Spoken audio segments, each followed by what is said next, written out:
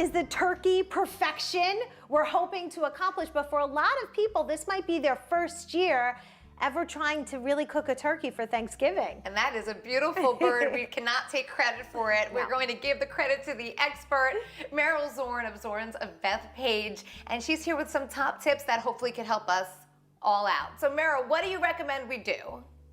The first thing I recommend you do is when you cook it breast down. We always cook our turkeys breast down. So you put the seasoning on it and then just rub it all in there. We don't suggest butter or anything, just adhere it with water, rinse it, make sure it's wet, and put the seasoning on it. Then flip the turkey over and cook it breast down. We usually put a little piece of tin foil over here to tent it so it doesn't get too well done. But through the whole cooking process, the juices from the thighs and the legs is going to constantly baste the breast through the entire cooking process. So it's self-basting.